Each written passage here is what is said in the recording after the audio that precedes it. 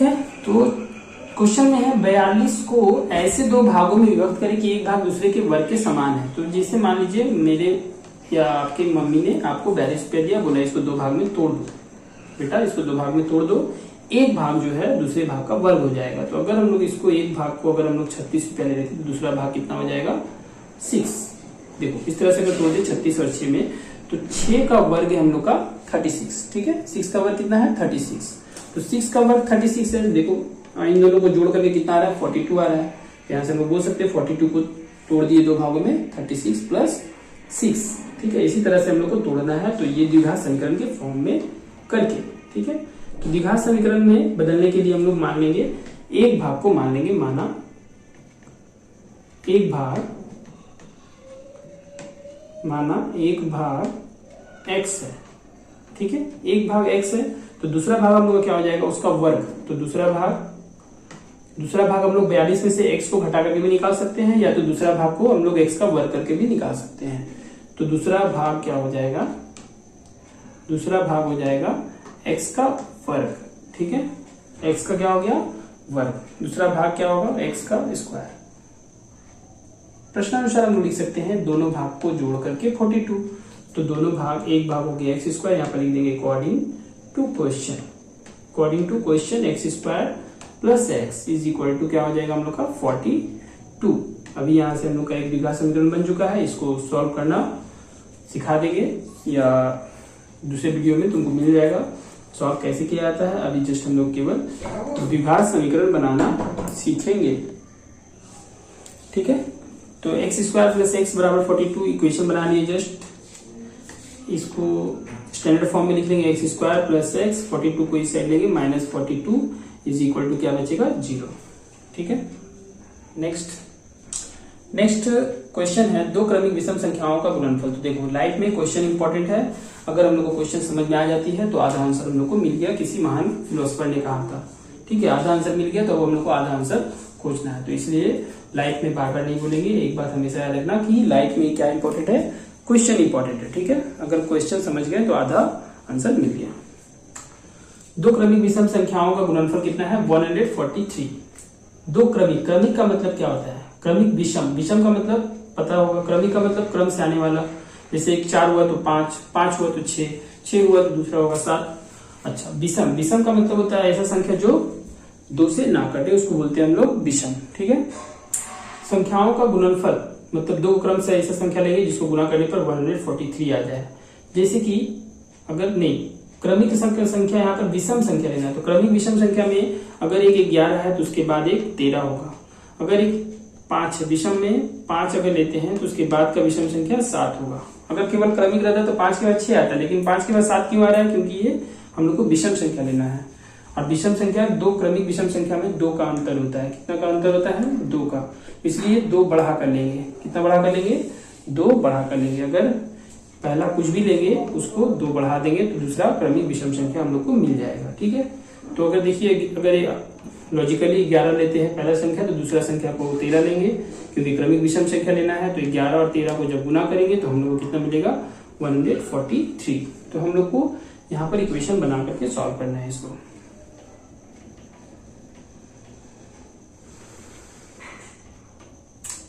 तो दो क्रमिक विषम संख्या को कैसे मानेंगे, मानना ही इसका इंपॉर्टेंट है। लेट दो क्रमिक विषम संख्या x, x+2। क्यों, क्योंकि यहाँ पर 2 का डिफरेंस होता है दो क्रमिक विषम संख्या में। अगर सम संख्या में बोलता तो उसमें 2 का डिफरेंस होता है, अगर एक x होता तो दूसरा x+2। लेट दो क्रमिक विषम संख्या, दो क्रमिक विषम संख्या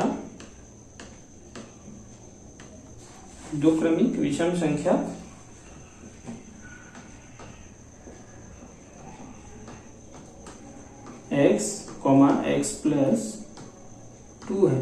ठीक है, दो क्रमिक विषम संख्या कितना है x, x+2। तो अभी हम लोग अकॉर्डिंग टू क्वेश्चन लिख सकते हैं उन दोनों का गुणनफल। x को x+2 से गुना करेंगे, ब्रैकेट में लिखे हैं तो कुछ नहीं, तो यहाँ गुना है। तो x को x+2 से गुना करेंगे तो हम लोग कितना मिलेगा 143। ये हो गया हम लोग का रिक्वायर्ड इक्वेशन। इसको अच्छे से द्विघात समीकरण में बदल देंगे। x को x से गुना करेंगे तो x स्क्वायर, x को 2 से गुना करेंगे तो प्लस में 2x, और ये 143 को हम लोग जब लेफ्ट हैंड साइड से राइट हैंड साइड लेंगे तो माइनस में 143 इक्वल टू 0। ये हम लोग का द्विघात समीकरण बन गया है। इसको जब सॉल्व करना सीख जाओगे तो यहाँ से x का वैल्यू निकाल कर हम लोग लिख सकते हैं 11 and 13।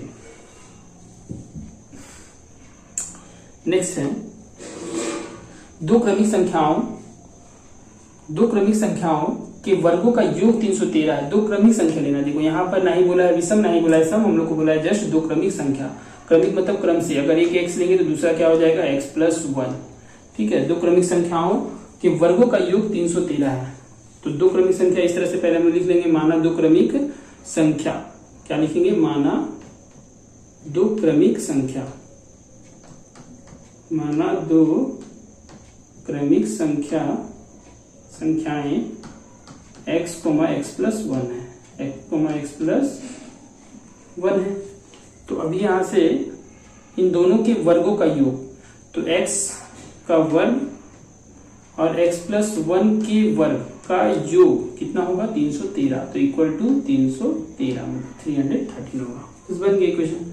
अब इसको हम लोग साधारण रूप में लाना जानते हैं, पीछे सीख चुके हैं। तो यहाँ से ये x स्क्वायर हो जाएगा और ये a+b का होल स्क्वायर, तो a+b का whole square a square plus 2ab plus b square मतलब 1 का स्क्वायर इक्वल टू 303 है। तो इसको माइनस में 303 लिख देंगे, इक्वल टू 0 कर देंगे। लेफ्ट हैंड साइड से राइट हैंड साइड से लेफ्ट हैंड साइड में लेकर आ जाएंगे। अभी यहाँ से हम लोग का x स्क्वायर बन जाएगा 2x स्क्वायर, और ये हो जाएगा 2 होकर के 2x, और ये हो जाएगा +1, और ये बन जाएगा -313 इज इक्वल टू 0। अभी यहां से हम लोग इसको सिंप्लीफाई कर लेंगे तो 2x स्क्वायर प्लस 2x, और यहां से ये 313 से 1 माइनस करेंगे तो आ जाएगा हम लोग के पास 312 इज इक्वल टू 0। अगर दो कॉमन है तो दो कॉमन ले सकते हैं हम लोग। 2 कॉमन लेंगे तो यहाँ बचेगा x स्क्वायर, और ये बचेगा प्लस में x, और ये बचेगा 2 कॉमन लेने का मतलब होता है तो 2 से डिवाइड करने। इसको जब 2 से डिवाइड करेंगे तो x स्क्वायर बचेगा, और इसको 2x से डिवाइड करेंगे तो x बचेगा 2 से डिवाइड करेंगे तो, और 312 को 2 से डिवाइड करेंगे तो डिवाइड कर लेते हैं। कॉमन लेना मतलब डिवाइड करना, 2 से डिवाइड करेंगे 2 × 2 बच गया तुम्हारा 1 1 11, 2 बार 5 बार में 10 बच गया 1 और 2 12, 6 बार में 12, तो 156। अभी यहाँ से इक्वल टू 0 दे देंगे, और ये 2 इंटू में है तो अगर हम उसको राइट हैंड साइड भेजेंगे तो वो डिवाइड में आ जाएगा। तो यहाँ पर बच गया x स्क्वायर, और ये प्लस में x minus 156 is equal to क्या बचा? 0 को 2 से डिवाइड करेंगे तो 0 इधर 2 डिवाइड में आएगा, डिवाइड करेंगे तो कितना आएगा? 0, इसीलिए डायरेक्ट लिख देंगे इक्वल टू 0। ये हम लोग का बन गया अभीष्ट समीकरण। नेक्स्ट इक्वेशन है, निम्नलिखित विवरणों से एक चर वाले द्विघात समीकरण का निर्माण करें। यहाँ पर द्विघात समीकरण बनाना है। एक आयताकार क्षेत्र, तो ये है मान लीजिए आयताकार क्षेत्र। इस आयताकार क्षेत्र के विकर्ण की लंबाई 15 मीटर, ये विकर्ण है, ये हम लोग का गिवन है 15 मीटर, और इसकी लंबाई चौड़ाई की अपेक्षा 3 मीटर अधिक है। तो लंबाई तो अधिक रहता ही है, कितना अधिक है? चौड़ाई से 3 मीटर अधिक है। चौड़ाई से कितना अधिक है? 3 मीटर। ठीक है, 3 मीटर अधिक है। तो हम लोग यहाँ से किसी, देखो मानने का तरीका जिसको आ गया वो इक्वेशन बनाना सीख लिया। किस तरह से माना जाता है? जिससे हम लोग तुलना करते हैं, जिससे हम लोग कंपेयर करते हैं उसी को हम लोग मानते हैं। जैसे यहाँ पर तुलना किया गया है लंबाई चौड़ाई की अपेक्षा, मतलब चौड़ाई का तुलना किया गया है लंबाई से। तो चौड़ाई का तुलना किया गया लंबाई से, तो लंबाई चौड़ाई की अपेक्षा, तो लंबाई का तुलना किया गया चौड़ाई से, तो लंबाई को नहीं मानकर हम लोग चौड़ाई को मानेंगे। ठीक है, चौड़ाई मान लेंगे x, तो लंबाई बन जाएगा उससे 3 अधिक मतलब x+3। तो यहाँ पर हम लोग लिखेंगे लेट, अच्छा से लिख देंगे आयताकार क्षेत्र की लंबाई, लेट आयताकार क्षेत्र की लंबाई, आयताकार क्षेत्र की लंबाई, क्षेत्र की लंबाई, आयताकार क्षेत्र की लंबाई x। यहाँ पर इकाई जरूर देंगे, अगर यहाँ मीटर है विकर्ण तो मीटर दे देंगे, आयताकार क्षेत्र की लंबाई हो गया x मीटर, ठीक है। लंबाई नहीं, यहाँ पर चौड़ाई लिखेंगे। क्यों चौड़ाई लिखेंगे? लंबाई लिखने से प्रॉब्लम होगा। चौड़ाई क्यों लिखेंगे? क्योंकि यहाँ पर चौड़ाई से तुलना किया गया लंबाई का, चौड़ाई से तुलना किया गया है लंबाई का, तो यहाँ पर हम क्या लिखेंगे? चौड़ाई, ठीक है। चौड़ाई x मीटर है, तो इसीलिए प्रश्न के अनुसार हो जाएगा आयताकार क्षेत्र की लंबाई बन जाएगा। यहाँ पर एग्जाम में पूरा लिखेंगे, इस तरह से लाइन लिख देंगे, तो चौड़ाई लंबाई हो जाएगा हम लोग का x+3 मीटर है, तो मीटर भी लगा देंगे, x+3 मीटर, ठीक है। तो लंबाई आ गया x+3 मीटर। हम लोग का विकर्ण दिया हुआ है, तो प्रश्न के अनुसार हम लोग जानते हैं आयत का विकर्ण बराबर फॉर्मूला होता है √ लंबाई का स्क्वायर प्लस चौड़ाई का स्क्वायर, l² प्लस b²। तो अकॉर्डिंग टू क्वेश्चन लिख देंगे, अकॉर्डिंग टू क्वेश्चन लिखेंगे √ विकर्ण, पहले लिख देंगे विकर्ण, आयत का विकर्ण बराबर जो दिया हुआ है वो लिख देंगे, आयत का विकर्ण बराबर हो जाएगा तुम्हारा 15 मीटर, 15 मीटर लिख दिए। अब यहाँ से विकर्ण का फॉर्मूला होता है √ लंबाई का स्क्वायर, तो लंबाई हम लोग के पास x+3 है, फॉर्मूला लिख देते हैं पहले, लंबाई का स्क्वायर प्लस चौड़ाई का स्क्वायर, चौड़ाई का स्क्वायर इज इक्वल टू 15 को वैसे ही रहने देंगे। अभी यहाँ से हम लोग लंबाई का स्क्वायर, तो लंबाई हम लोग का हो गया x+3, तो x+3 का स्क्वायर हो जाएगा, फिर प्लस देंगे, और चौड़ाई, चौड़ाई बन जाएगा x, तो x का स्क्वायर लिख देंगे, रूट को हम लोग उधर भेज देंगे तो 15 का स्क्वायर हो जाएगा। जब रूट को हम लोग एक घर से दूसरे घर में भेजते हैं, लेफ्ट हैंड साइड से राइट हैंड साइड, तो रूट बन जाता है स्क्वायर, स्क्वायर बन जाता है रूट, तो यहाँ रूट था, रूट को भेजे तो स्क्वायर बन गया, ठीक है। अभी यहाँ से हम लोग का एक इक्वेशन आ गया, इसको थोड़ा सा और सिंप्लीफाई कर लेंगे, ठीक है। इसको सिंप्लीफाई करेंगे, a+b पर होल स्क्वायर का फॉर्मूला लिख देंगे, तो a+b का होल स्क्वायर का फॉर्मूला जब लिखेंगे तो a पे स्क्वायर प्लस 2ab,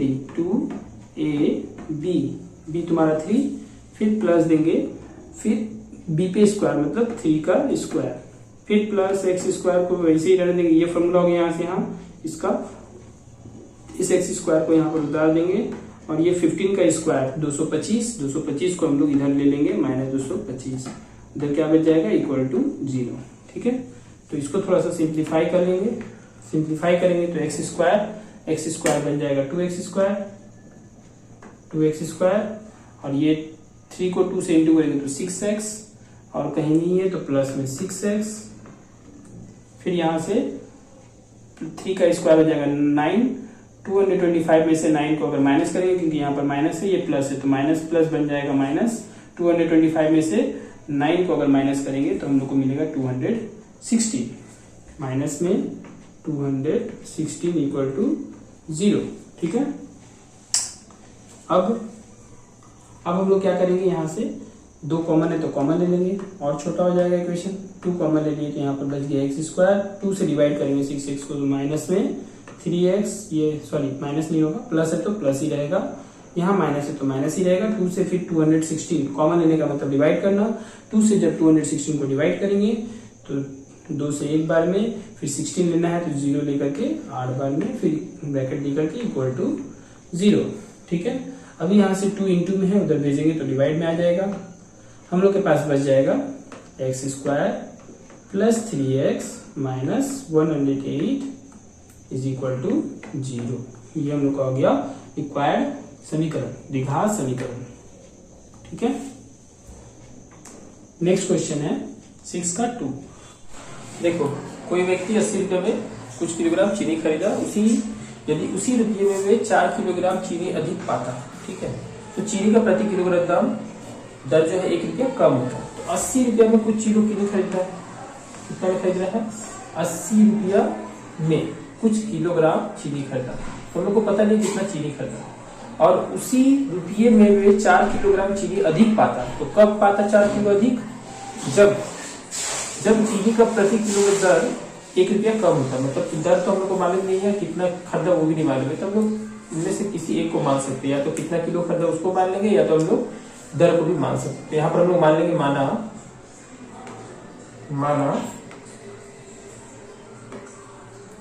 माना 1 केजी चीनी का दर, 1 kg चीनी का मूल्य, 1 kg चीनी का मूल्य बराबर x रुपया। ठीक है, तो 1 kg चीनी का मूल्य x रुपया है, तो वो 80 रुपया में खरीदा है कितना चीनी, तो पता कर लेंगे। तो x रुपया में मिलता है 1 kg, तो 80 रुपया में कितना kg मिलेगा, 80/x। ठीक है, एक नियम के अनुसार 80/x kg चीनी मिलेगा। ऐसे दिखा सकते हैं, क्योंकि x रुपया में मिलता है 1 kg चीनी, इसीलिए 1 रुपया में मिलेगा 1/x, इसीलिए 80 रुपया में मिलेगा 1/x गुना 80। ठीक है, इसको इंटू कर लेंगे 80/x, तो 80 रुपया में आ गया कितना, 80/x kg चीनी, ये kg हो जाएगा। ठीक है, 80/x kg चीनी। अब उसके आगे कंडीशन है, उसी रुपये में, मतलब 80 रुपया में ही अब जो है 4 kg चीनी अधिक पा रहा है, तो चीनी का प्रति किलोग्राम दर 1 रुपया कम हो गया है। चीनी का प्रति किलोग्राम दर कितना हो गया, 1 रुपया कम हो गया है। तो पहले दर था 1 kg का दाम x रुपया, अब जो है तुम्हारा 1 रुपया कम हो गया है। लिखेंगे नया दाम, नया अब देंगे, अब x माइनस 1, 1 रुपया कम हो गया, दर का मतलब प्रति केजी में, तो 1 kg का दाम हो गया x माइनस 1, तो x माइनस 1 हो जाएगा। तो अब x माइनस 1 रुपया में मिलता है 1 kg चीनी। ठीक है, 1 kg चीनी, इसीलिए 1 रुपया में मिलेगा 1/x माइनस 1 kg चीनी, इसीलिए 80 रुपया नहीं निकालना, उतना ही रुपया में हम लोग को ज्यादा केजी चीनी मिलने लगेगा। क्यों, क्योंकि दाम घट गया है, तो 80 रुपया में ज्यादा मिलेगा, 1/x माइनस 1 इंटू 80। ठीक है, तो यहाँ से हम लोग इसको इंटू करेंगे तो आ जाएगा मेरे पास 80/x माइनस 1। तो 80/x माइनस 1 क्या हो गया, केजी। तो अब हम लोग को ज्यादा केजी चीनी मिल रहा है, पहले जितना चीनी मिलता था उससे अब ये ज्यादा है, ये हिस्सा ज्यादा है। कितना लोगों को लगता है ये कम, ये जो है छोटा है, क्योंकि माइनस वाला तो छोटा नहीं है, डिनोमिनेटर जितना छोटा होगा उतना ही उसका वैल्यू बड़ा होता है। ठीक है, तो यहाँ पर x से छोटा है डिनोमिनेटर, इसीलिए ये वैल्यू जो है हमारा इससे बड़ा होगा। क्लियर है। अब 4 किलोग्राम चीनी अधिक पाता है, तो अब ये जो चीनी आया है जितना केजी, ये इससे 4 केजी अधिक है। अकॉर्डिंग टू क्वेश्चन हम लोग लिख सकते हैं, अकॉर्डिंग टू क्वेश्चन हम लोग लिख सकते हैं, हम लोग का पहले आया था दाम, पहले चीनी मिलता था 80 रुपया में, 80/x, 80/x। अब कितना मिलने लगा है, 80/x minus 4, sorry 80/x minus 1। तो अभी जो है ज्यादा केजी चीनी मिल रहा है, तो अभी में का चीनी में से पहले का चीनी को घटाएंगे केजी को, तो हम लोग कितना केजी अधिक मिलेगा, 4, तो बराबर 4 केजी केजी। उसी रुपये में 80 रुपया में ही अब जो मिल रहा है कितना मिल रहा है, पहले जो 80 रुपया मिलता था इतना, पहले कम मिलता था, ज्यादा मिलता है, दर घट गया है, तो इतना घटाएंगे कितना केजी अधिक मिलेगा, 4। तो इसको हम लोग हल करके सिंपल फॉर्म में ला सकते हैं। क्वाड्रेटिक इक्वेशन में सॉल्व करने का सिंपल तरीका क्या है, 80 कॉमन ले लेंगे ऊपर से, 80 यहाँ भी 80 यहाँ भी, तो 80 कॉमन लेंगे तो यहाँ पर बचेगा 1/x माइनस 1, फिर माइनस देंगे 1/x, ब्रैकेट क्लोज करेंगे, इक्वल टू 4। अब यहाँ से ये 4 को 80 से कट कर सकते हो, या फिर जिसको नहीं समझना आता है उसको डिवाइड कर कट कर सकते हो। 4 1 जा 4 से, 4 2 जा 0, आगे 20। अब यहाँ से 20 को डिवाइड कर देंगे और इन दोनों का एलसीएम ले लेंगे, तो एलसीएम लेंगे तो इन दोनों अलग अलग टर्म है, तो इन दोनों का प्रोडक्ट इनका एलसीएम होगा, x into x minus 1, x minus 1 से डिवाइड करेंगे तो बचेगा x, x को 1 से इंटू करेंगे तो आएगा x, ये माइनस x से डिवाइड करेंगे तो बचेगा x माइनस 1, माइनस इसलिए ब्रैकेट में x माइनस 1 लिखेंगे।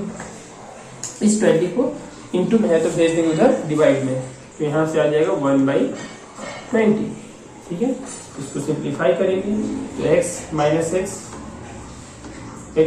X plus 1 divided by x into X minus 1, x into X minus 1, sorry x into X minus 1 is equal to 1/20।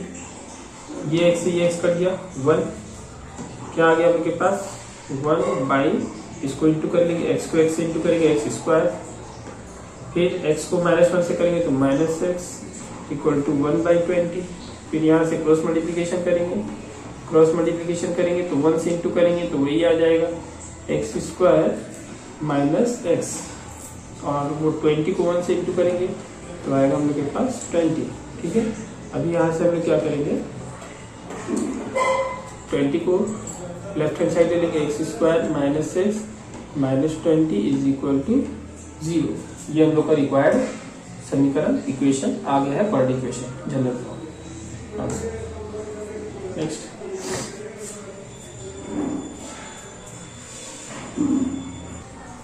देखिए, तीसरा नंबर क्वेश्चन है, दो स्टेशन के बीच की दूरी 300 किलोमीटर है। दो स्टेशन मान लेते हैं, एक है यहाँ पर हावड़ा और एक है यहाँ पर मान लो दिल्ली स्टेशन। हावड़ा और दिल्ली स्टेशन के बीच की दूरी 300 किलोमीटर है। ठीक है, एक रेलगाड़ी पहले स्टेशन से समान वेग से दूसरे स्टेशन की तरफ गई। पहले स्टेशन से यहाँ से दूसरे स्टेशन की तरफ गई। यदि उसका वेग 5 किलोमीटर प्रति घंटा अधिक होता तो उससे दूसरे स्टेशन पर पहुंचने में 2 घंटा और कम समय लगता है। तो हम लोग को तो पता नहीं उसका वेग कितना है, तो हम उसका वेग भी मान सकते हैं, या तो हम लोग कितना समय लगा ये भी मान सकते हैं। तो हम लोग उसका वेग मान लेंगे। माना जो है वेग जो है, माना ट्रेन का वेग, पहले ट्रेन का वेग, प्रारंभिक ट्रेन का वेग, इनिशियली ट्रेन का वेग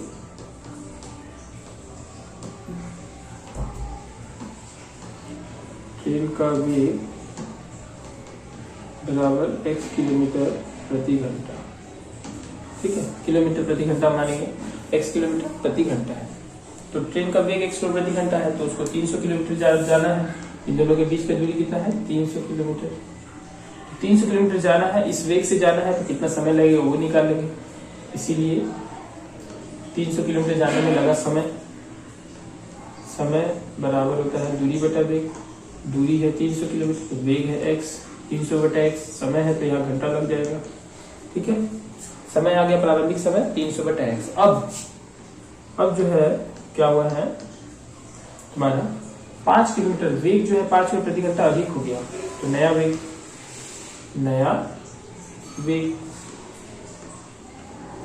जो है उसका हो गया है, पहले था x बढ़ गया 5 अधिक, तो x प्लस 5 किलोमीटर प्रति घंटा। ठीक है, अब आ गया है x प्लस 5 किलोमीटर प्रति घंटा।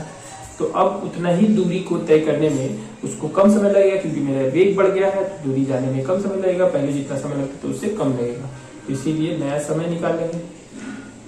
नया समय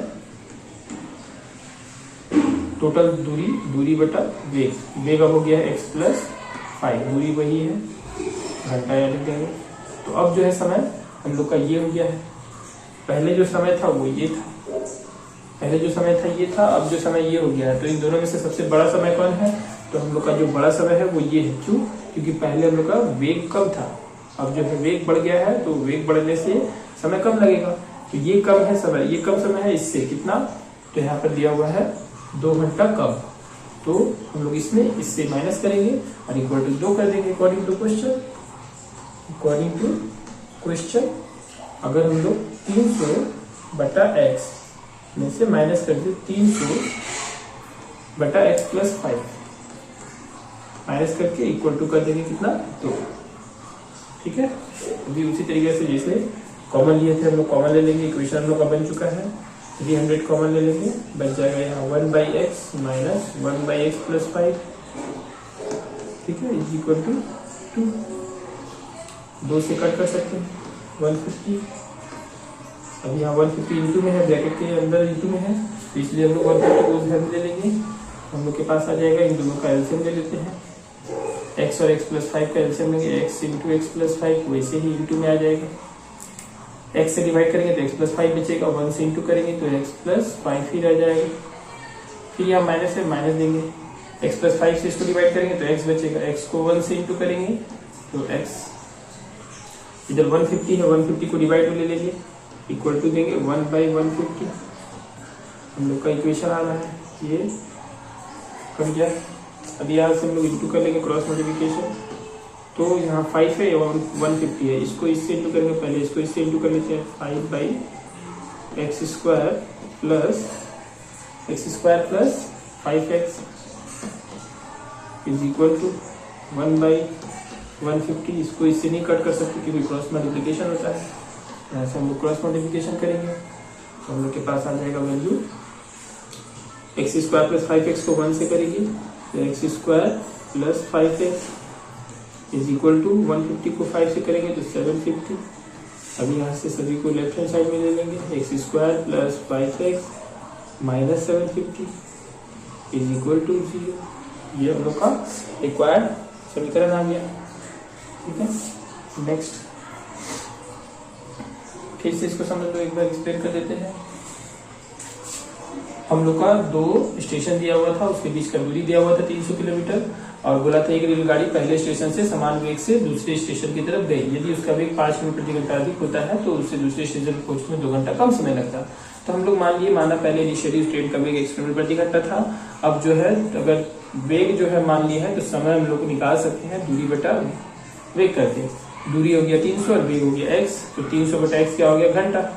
अब यहाँ से नया वेग जो है वो 300 बटा x वाला नया वेग जो है 5 किलोमीटर अधिक है, तो नया वेग 5 किलोमीटर अधिक करेगा पहले से, तो पहले था x, अब हो गया x प्लस 5 किलोमीटर प्रति घंटा, तो नया समय कितना लगेगा 300 बटा x प्लस 5। तो वेग बढ़ने के कारण समय हम लोग को कम लगेगा, तो कितना कम लगेगा, पहले वाले समय में से अभी का जो समय है उसको घटाएंगे तो 2 इक्वल आ जाएगा, क्योंकि 2 घंटा बोल रहा है कि कम समय लगेगा। इस 300 कॉमन लिए, 1/x बचा माइनस 1/x प्लस 5, 2 से 300 को कट किए तो 150 बचा, 150 को डिवाइड में ले लिए तो 1/150, इन दोनों का एलसीएम लिए तो x इंटू x प्लस 5, तो x से डिवाइड किए, x प्लस 5 बचा तो x प्लस 5 के ऊपर 1 से इंटू करेंगे तो वही आ जाएगा, फिर माइनस से माइनस लगा दिए, x प्लस 5 से डिवाइड करेंगे तो x बचेगा, x को 1 से इंटू करेंगे तो x आ जाएगा इक्वल टू 1/150। अब यहाँ से x कट गया, 5 बाई इन दोनों को इंटू कर देंगे x² और x को 5 से इंटू करेंगे तो 5x इज इक्वल टू हो जाएगा 1/150। क्रॉस मल्टीप्लिकेशन करेंगे तो 1 से इंटू करेंगे तो x² प्लस 5 6 आएगा, और इसको इससे इंटू करेंगे तो 150 इंटू 5 इक्वल टू 750 आएगा। 750 को लेफ्ट हैंड साइड में लेंगे तो x² प्लस 5x माइनस 750 हम लोग का रिक्वायर्ड इक्वेशन आ जाएगा। नेक्स्ट क्वेश्चन है क्वेश्चन नंबर 4। क्वेश्चन नंबर 4 में क्या है, कोई घड़ी विक्रेता 336 रुपया में कोई घड़ी विक्रय किया, मतलब बेचा है, मतलब एसपी हम लोग को पता है घड़ी का, वह जितने रुपये में घड़ी खरीदा था मतलब सीपी, उसे घड़ी विक्रय में उतना ही प्रतिशत का लाभ हुआ, मतलब जितना में खरीदा था उतना ही लाभ हुआ। तो हम लोग अगर मान लेते हैं घड़ी का जो सीपी है, माना लेट घड़ी का जो सीपी है, घड़ी का सीपी बराबर x रुपया, ठीक है, माना घड़ी का सीपी कितना है x रुपया, तो प्रॉफिट भी उसको कितना होगा, परसेंटेज प्रॉफिट भी उसको होगा x% का ही प्रॉफिट होगा। ठीक है, तो हम लोग को जब सीपी पता रहता है, क्लास 9 में पढ़े होंगे, सीपी पता रहता है, प्रॉफिट परसेंटेज पता रहता है, तो हम लोग एसपी निकाल सकते हैं। इसीलिए एसपी डायरेक्ट भी निकाल सकते हैं और इनडायरेक्ट भी निकाल सकते हैं। इनडायरेक्ट बोलने का मतलब पहले x प्लस x का x% निकाल लेंगे, उसके बाद ऐड कर देंगे, ठीक है, या फिर x का डायरेक्ट हम लोग निकालेंगे 100 में प्लस करके प्रॉफिट परसेंट को, 100 में x को प्लस कर देंगे और परसेंट यहाँ लगा देंगे परसेंट। ये डायरेक्ट आएगा और ये इनडायरेक्ट, दोनों तरीके से निकालेंगे। देखिए दोनों सेम आएगा, ऐसे भी निकाल सकते हैं, ऐसे भी निकाल सकते हैं, एग्जाम में कोई एक करना है।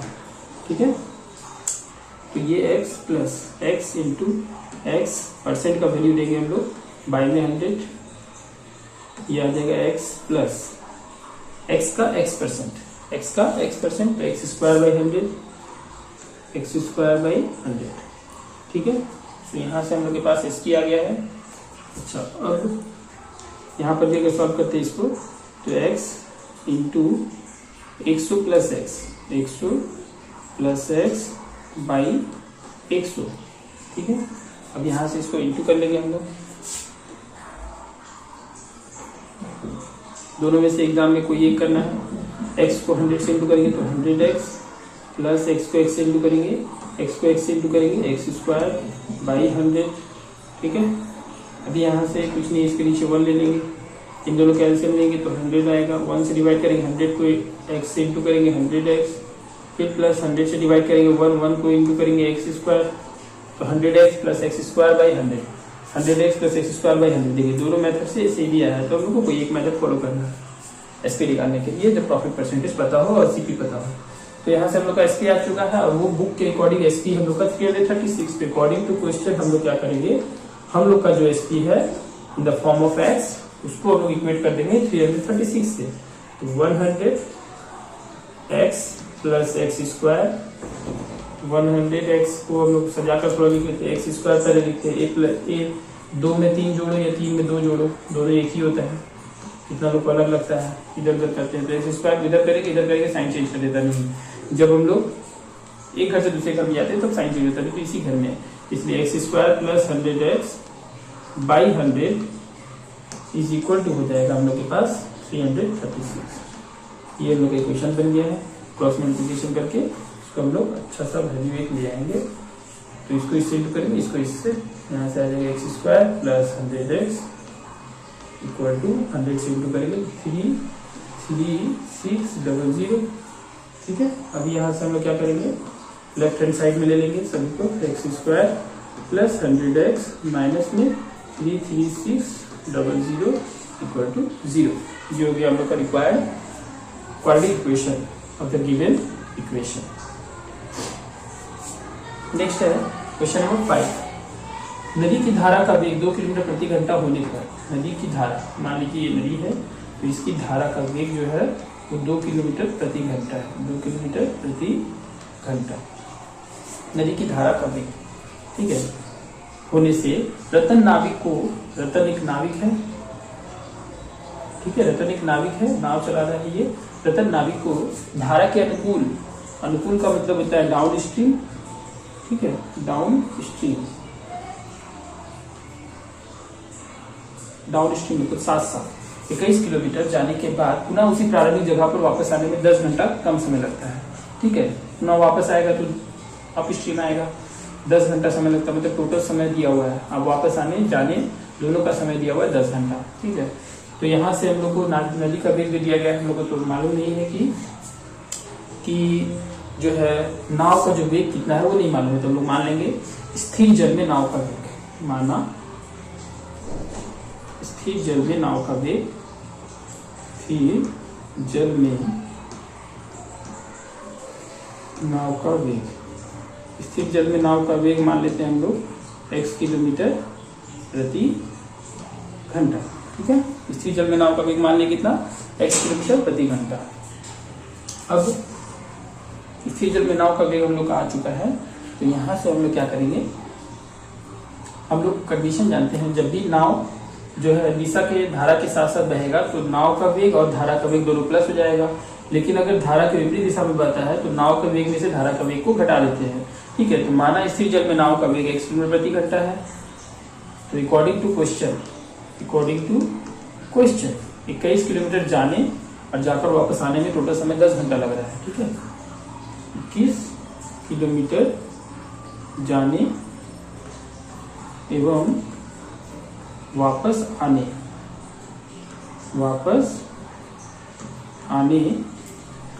में लगा कुल समय, वापस आने में लगा कुल समय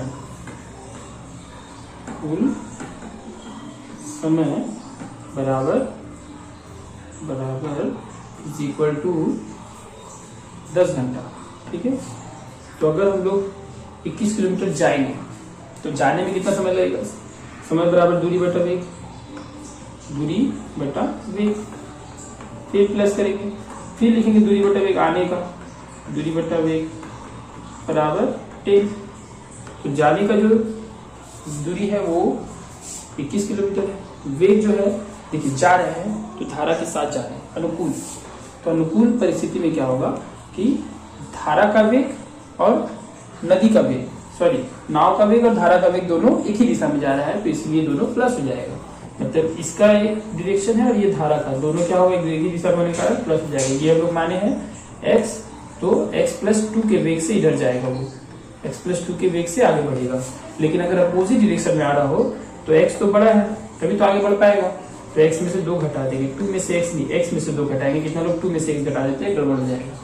ठीक है, बड़ा है x, क्योंकि अगर 2 बड़ा हो जाता है तो नाव जो है आगे बढ़ेगा ही नहीं। ठीक है, इसीलिए हम लोग का आंसर क्या होगा, x-2। अगर विपरीत दिशा में आ रहा है तो वेग, आने का वेग विपरीत दिशा में, डाउन स्ट्रीम जिसको बोलते हैं हम लोग, प्रतिकूल स्थिति।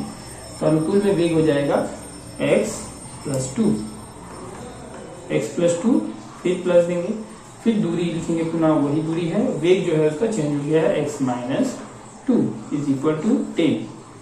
अब यहाँ से इसको सिंप्लीफाई जैसे करते हैं वैसे सिंप्लीफाई कर लेंगे, 21 को कॉमन ले लेंगे, यहाँ से 1/x+2 बचेगा, फिर यहाँ से प्लस में 1/x-2। ठीक है, ऊपर से 21 निकल चुका है, = 10।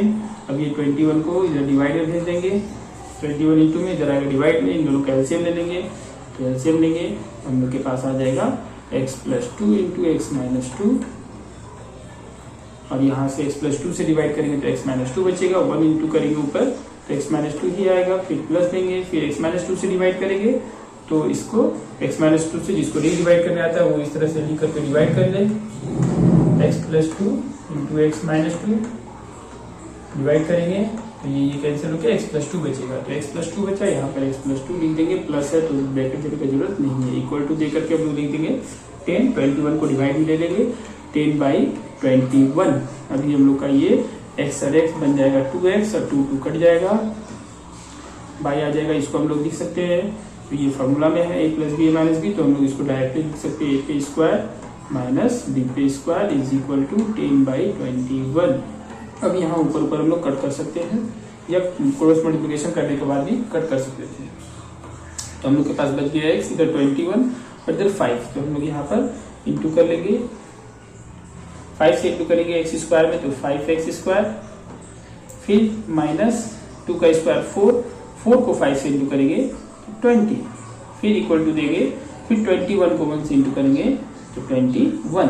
अभी हम लोग सभी को लेफ्ट हैंड साइड में ले लेंगे तो 5x² माइनस 21 को x से इंटू करेंगे तो 21x आएगा, तो इसीलिए पहले हम 21x को रखेंगे, तो माइनस में 21x फिर माइनस में 20 = 0, ये हम लोग का रिक्वायर्ड इक्वेशन। देखो क्लियर है।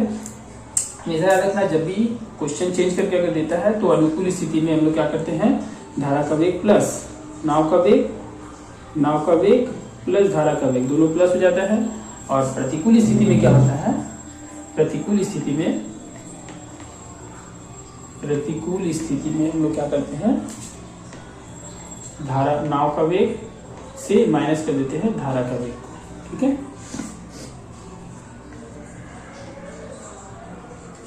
क्वेश्चन नंबर 6, हमारे घर के बगीचे सफाई करने में महीन की अपेक्षा मजीद को देखिए, फिर से क्वेश्चन आया महीन की अपेक्षा वर्क एंड टाइम का।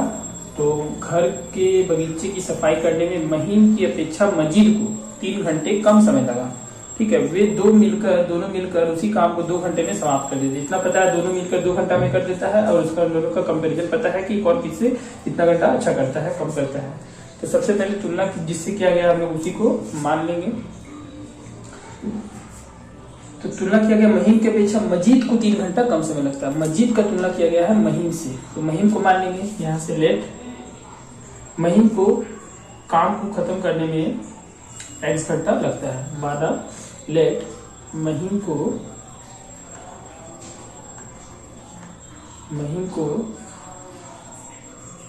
काम करने में लगा समय, एक काम करने में समय लगता है। महीन को एक काम, कोई भी काम पूरा एक होता है, माना महीन को एक काम करने में लगा समय बराबर x घंटा। महीन को लग रहा है x घंटा, महीन की अपेक्षा मजीद को 3 घंटा कम समय लगता है, तो इसीलिए मजीद को एक काम करने में कितना समय लगेगा, 3 घंटा कम। मतलब मजीद अच्छा काम करता है, महीन जो है थोड़ा उसे खराब काम करता है, 3 घंटा। अब ये दोनों मिलकर उसी काम को 2 घंटा में समाप्त कर देते, तो दोनों का 2 घंटा का काम निकालेंगे और उसको प्लस करके 1 के इक्वल कर देंगे, क्योंकि 2 घंटा में काम समाप्त हो जाता है। तो अभी हम इसको इस इक्वेशन को उल्टा करेंगे, तो हम उल्टा करके क्या लिखेंगे, x घंटा में महीन करता है एक काम, तो इसलिए 1 घंटा में महीन करेगा 1/x काम, इसीलिए 2 घंटा में महीन लिखेंगे डायरेक्ट। महीन द्वारा 2 घंटे में किया गया काम, महीन द्वारा 2 घंटे में किया गया काम, महीन द्वारा 2 घंटे में किया गया काम, 2 घंटे में किया गया काम। फिर से बोल रहे हैं, x घंटे में करता है 1, तो 1 घंटे में करेगा 1/x, इसलिए 2 घंटा में करेगा 1/x गुने 2, 2/x भाग, ये भाग का काम है। ठीक है, पुनः मजीद का 2 घंटा में निकालेंगे, दोनों मिलकर के 2 घंटा में काम खत्म कर दे रहा है। मजीद जो है द्वारा 2 घंटे में किया गया काम, मजीद जो है x - 3 घंटे में करता है 1 भाग काम, तो 1 घंटे में कितना करेगा 1/x - 3 भाग काम, 2 घंटे में निकालना है। मजीद द्वारा 2 घंटे में किया गया काम, तो 2 से यहाँ गुना हो जाएगा, एग्जाम में यहाँ पूरा लिखना है। फिर ये आ जाएगा हम लोग के पास 2/x - 3 भाग काम। अभी यहाँ से ये दोनों भाग मिलकर के कंप्लीट हो जा रहा है काम, मतलब कि पूरा 1 के इक्वल है। अकॉर्डिंग टू क्वेश्चन हम लोग लिख सकते हैं, महीन का 2 दिन का काम, 2 घंटे का काम, और मजीद के 2 घंटे का काम, 2/x - 3 बराबर कितना 1। ये क्वेश्चन बन चुका है, इसको जैसे सिंप्लीफाई करते हैं, सिंप्लीफाई कर लेंगे। नेक्स्ट क्वेश्चन है 7, किसी 2 अंकों की संख्या में इकाई का अंक दहाई के अंक की अपेक्षा 6 अधिक है। 2 अंकों की एक संख्या है, 2 अंक मतलब इकाई का अंक, unit digit and tens digit, इकाई का अंक होगा और कुछ दहाई का अंक होगा। ठीक है, तो किसी 2 अंकों की संख्या में इकाई का अंक, इकाई का जो अंक है वो दहाई के अंक की अपेक्षा 6 अधिक है। दहाई से ये वाला जो है 6 अधिक है, ये कौन है, +6 है, किससे, दहाई से। तथा दोनों अंकों का गुणनफल संख्या से 12 कम है। दोनों अंकों को जब गुना कर रहे हैं तो वो जो संख्या है, दोनों अंकों का गुणनफल संख्या से कम, कम मतलब दोनों अंकों का जो गुणनफल है वो है, देखिए अच्छा से क्वेश्चन बनाने, दोनों अंकों का जो गुणनफल है वो, दोनों अंकों का गुणनफल है संख्या से कम, कम मतलब माइनस कितना, 12। दोनों अंकों का गुणनफल है संख्या से 12 कम। अच्छा देखिए क्वेश्चन कैसे बनता है, किसी 2 अंकों की संख्या में इकाई का अंक दहाई के अंक की अपेक्षा 6 अधिक है। दहाई से कितना अधिक है, 6 अधिक, +6 मतलब कि दहाई जितना भी होगा इकाई से 6 ज्यादा होगा। ठीक है, तो लॉजिकली अगर हम लोग 1 लेते हैं तो 6 अधिक करेंगे तो 7 आएगा। अगर 2 लेते हैं तो 6 अधिक करेंगे तो 8 आएगा। 3 लेते हैं 6 अधिक करेंगे तो 9 आएगा। हम लोग का आंसर यही होने वाला और इसके सिवाय और कुछ नहीं होगा। अब यहाँ पर बोला गया है उन दोनों अंकों का गुणनफल, तो गुणनफल कितना आएगा, 1 और 7 का गुणनफल आ जाएगा हम लोग का 7, 8 2 का गुणनफल आ जाएगा 16, 9 3 का गुणनफल आ जाएगा 27। तो दोनों अंकों का गुणनफल संख्या से 12 कम है, तो 17 में से 7 कम करेंगे तो 10 आएगा। ये नहीं हो सकता, ये नहीं हो सकता। 28 में से अगर 16 कम करेंगे, दोनों अंकों का गुणनफल तो 16 है, तो 28 में से 16 कम करेंगे तो 12 आ जाएगा। तो ये हम लोग का करेक्ट है आंसर। यहां से भी अगर हम लोग सब्ट्रैक्ट करेंगे 39 में से 27, तो यहाँ पर भी वैल्यू जो है 12 आएगा, यहाँ पर भी 12 आएगा। मतलब दोनों आंसर हम लोग का करेक्ट है, ये नहीं हो सकता है। ठीक है, तो इसी को हम लोग को इक्वेशन बना करके निकालना है। तो हम लोग कैसे मानेंगे, माना दहाई अंक x, माना दहाई अंक बराबर x, इसीलिए इकाई अंक कितना हो जाएगा, दहाई क्यों माने, क्योंकि दहाई से तुलना किया गया इकाई का, इकाई 6 ज्यादा है उससे x + 6। ठीक, अभी जब हम लोग अंक और दहाई अंक इकाई अंक पता रहता है तो संख्या कैसे बनता है। जैसे मान लीजिए 28 ही है, तो 28 में 8 है इकाई और 2 है दहाई, तो यहाँ से इकाई में 1 से गुना और दहाई में 10 से गुना, दहाई में 10 से गुना करके ऐड करते हैं, तो 8 एकम 8 और 2 दूनी के 10 दूनी के 20, 20 और 8 28। ये हम लोग का हो गया अंक बनाने का तरीका। तो यहाँ पर इकाई अंक हम लोग का दिया हुआ है, इकाई अंक हम लोग का दिया हुआ है x, सॉरी इकाई अंक है x + 6, दहाई अंक है x। तो यहाँ से हम लोग संख्या बना लेंगे, संख्या हो जाएगा हम लोग का इकाई अंक दहाई अंक में 10 से गुना, दहाई अंक x है, 10 से गुना, फिर प्लस इकाई अंक में 1 से गुना। ठीक है, तो संख्या यहाँ गुना होकर आ जाएगा 10x प्लस 1 से गुना करेंगे तो वही आ जाएगा। इसको सॉल्व करेंगे तो 11x, 10x plus x, 11x plus 6। ठीक है, तो हम लोग का संख्या आ गया। अब हम लोग अकॉर्डिंग टू क्वेश्चन चलेंगे। अकॉर्डिंग टू क्वेश्चन में बोला गया है कि देखिए क्वेश्चन देखिए, दोनों अंकों का गुणनफल, तो दोनों अंकों का गुणनफल करेंगे x इंटू एक्स प्लस 6, यहाँ ब्रैकेट देना जरूरी है। दोनों का गुणनफल संख्या से 12 कम है का मतलब इक्वल। संख्या से, तो संख्या है हम लोग के पास 11x प्लस 6, संख्या से 12 कम मतलब माइनस कितना 12। अंकों का गुणनफल है संख्या से कम 12। क्वेश्चन बन गया, इसको सॉल्व कर लेंगे। इसको सॉल्व कर लेंगे, x को x से इंटू करेंगे x स्क्वायर, फिर x को 6 से इंटू करेंगे प्लस में 6x, फिर इक्वल देंगे, फिर 11x, 6 में से 12 माइनस करेंगे तो माइनस 6, ये बड़ा है तो साइन माइनस कर देंगे। फिर यहाँ से x square plus 6x, 11x को इधर लेंगे माइनस 11x, माइनस 6 को लेंगे प्लस 6 इक्वल टू 0। सभी को लेफ्ट हैंड साइड में कर दिया है साइन चेंज करके। अब यहाँ से x स्क्वायर बच गया, ये 6x 11x करके माइनस 5x आ जाएगा, यहाँ पर प्लस 6 बच जाएगा इक्वल टू 0। ये हम लोग का रिक्वायर्ड इक्वेशन आ गया है। इसको सिंप्लीफाई करेंगे तो 2 वैल्यू आएगा, दोनों वैल्यू हम लोग का पुट करके देख लेते। देखिए हम लोग का आंसर था x था दहाई अंक। ठीक है, x था दहाई अंक, दहाई अंक हम लोग का यहाँ पर इन दोनों के अकॉर्डिंग अगर चलते हैं तो दहाई अंक हम लोग का है 2 और 3। 2 और 3 देखिए, 2 बैठाएंगे तब भी ये इक्वेशन 0 हो जाएगा, 3 बैठाएंगे x का वैल्यू तब भी ये 0 हो जाएगा। देखिए 2 का square minus 5 into 2 plus 6, 4 plus 6 10 minus 10 0। अगर 3 भी पुट करते हैं हम लोग तो 3 5 जो 15, 3 का स्क्वायर 9 6 15, 15 माइनस 15 0, मतलब इक्वेशन हम लोग का सही है। क्वेश्चन नंबर 7, क्वेश्चन नंबर 7 में बोला गया है 45 किलोमीटर लंबे और 40 मीटर चौड़े एक आयताकार खेल का मैदान है। 45 मीटर लंबा है, 40 मीटर चौड़ा है, एक आयताकार खेल का मैदान है। ठीक है, 45 मीटर लंबा है और 40 मीटर चौड़ा है। खेल के मैदान के बाहर चारों तरफ समान चौड़ाई का एक रास्ता, बाहर से एक समान चौड़ाई का एक रास्ता गया है। ये मान लीजिए ये रास्ता है, समान चौड़ाई का एक रास्ता है और उसके क्षेत्रफल 450 वर्ग मीटर, मतलब रास्ता का क्षेत्रफल हम लोग को दिया हुआ है। रास्ता का क्षेत्रफल, किसका क्षेत्रफल, रास्ता का क्षेत्रफल हम लोग को दिया हुआ है 450 वर्ग मीटर। ठीक है, तो हम लोग को तो पता नहीं है कि रास्ते का चौड़ाई कितना है, तो यहाँ हम लोग मान लेंगे रास्ता का चौड़ाई x मीटर है। समान चौड़ाई का रास्ता है तो चार, इधर भी x होगा, इधर भी x होगा, इधर भी x होगा, इधर भी x होगा, चारों तरफ x होगा। ठीक है, तो हम लोग का ये चौड़ाई है 40 और ये है 45। तो यहाँ से हम लोग ये जो गिवन है लिख देंगे, क्योंकि आयताकार मैदान की लंबाई बराबर 45 मीटर एवं चौड़ाई बराबर 40 मीटर। ठीक है, मैदान की लंबाई 45 और चौड़ाई 40। अब हम लोग क्षेत्रफल निकालेंगे। आयताकार मैदान का ये जो क्षेत्रफल है, ये वाला जो क्षेत्रफल, ये हो गया हम लोग का 45। क्षेत्रफल का मतलब कोई भी चीज जितना जगह गिरता है उसे ही उसका क्षेत्रफल बोलते हैं। The reason bounded by any figure is called area. तो 45 इंटू 40 मीटर है, इस क्षेत्रफल में मीटर मीटर स्क्वायर हो जाएगा। इंटू करना चाहते तो कर सकते हैं, या तो ऐसे ही रहने की जरूरत नहीं है उसका इंटू करने का।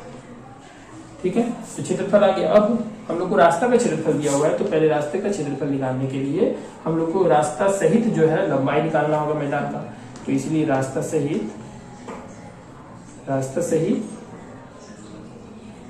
मैदान की लंबाई, रास्ता सहित मैदान की लंबाई।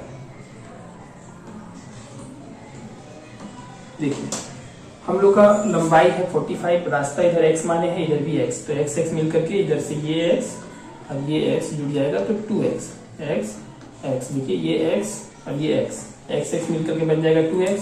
तो टोटल है ये 45 प्लस x 2x, मतलब 45 प्लस 2x मीटर हो जाएगा हम लोग का नया रास्ता, सॉरी रास्ता सहित बगीचे की लंबाई। रास्ता सहित मैदान की लंबाई आ गया, बगीचा नहीं मैदान। फिर रास्ता सहित मैदान का चौड़ाई निकालेंगे। चौड़ाई निकालेंगे तो यहाँ पर ये चौड़ाई जो इधर 40 है, ये तो ये और ये प्लस हो जाएगा, x इधर भी x इधर भी, तो ये हो गया तुम्हारा 45 आपका 45 40 plus x 2x 40 plus 2x metre. ये आ गया हम लोग का रास्ते का चौड़ाई, रास्ता सहित मैदान की चौड़ाई। अब हम लोग यहाँ से रास्ता सहित मैदान का क्षेत्रफल निकाल लेंगे। रास्ता सहित मैदान का क्षेत्रफल निकालेंगे तो 45 plus 2x into 40 plus 2x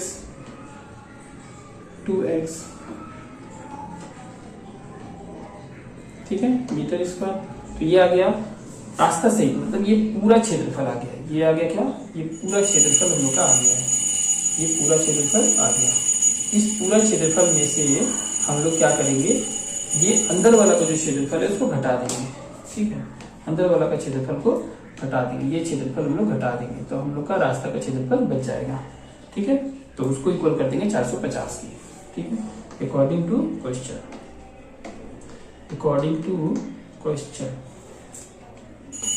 के अकॉर्डिंग पूरा क्षेत्रफल है 45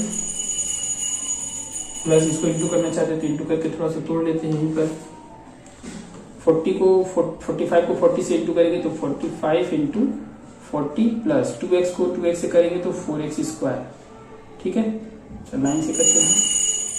पहले हम लोग किए 45 को 40 से, फिर 45 को 2x से करेंगे तो 90x, फिर प्लस देंगे 2x को 40 से करेंगे तो 80x, फिर 2x को 2x से करेंगे तो 4x स्क्वायर। ठीक है, तो हम लोग का ये जो है क्षेत्रफल, कुल क्षेत्रफल आ गया 45 इंटू 40 प्लस 90x और 80x बन जाएगा 170x, फिर 90x 80x से 170x plus 4x square. 4x square को वैसे ही रहने देंगे, इसमें से माइनस करेंगे हम लोग रास्ता का क्षेत्रफल 45 इंटू 40 इज इक्वल टू आ जाएगा हम लोग के पास 450। ठीक है, इसको सॉल्व कर लेंगे। देखिए गुना करने की जरूरत नहीं पड़ा, ये इससे कट गया। अब यहाँ पर हम लोग के पास है 4x स्क्वायर को आगे लिख लेंगे, फिर ये प्लस में 170x, फिर यहाँ पर ये 450 को इधर लेंगे, माइनस में 450 इज इक्वल टू 0। अब यहाँ से 2 अगर कॉमन लेना चाहते तो ले सकते हैं, 2 से डिविजिबल है तो 2 कॉमन लेकर के इक्वेशन को छोटा कर लेंगे। 2 कॉमन लेने का मतलब है 4 को 2 से डिवाइड करेंगे तो 2x स्क्वायर, 2 से 170 को डिवाइड करेंगे तो 2 8 जा 16 5 जा 10 x लग जाएगा। फिर -2 से 450 को डिवाइड करेंगे 2 2 जा 2 2 जा 2 5 जा 225 इक्वल टू 0। अब ये 2 जो है 0 से जब डिवाइड होगा तो खत्म हो जाएगा, तो हम लोग के पास यही इक्वेशन केवल बचेगा। ठीक है, ये हो जाएगा आंसर। नेक्स्ट, अच्छा ये हम लोग का लास्ट क्वेश्चन था। ठीक है, तो ये हम लोग का इक्वेशन आ गया 2x square plus 85x minus 225 is equal to 0। ठीक है, ये हम लोग का इक्वेशन आ गया है और इसको सॉल्व करना जो है जब नेक्स्ट वीडियो बनाएंगे तो उसमें सिखा दें।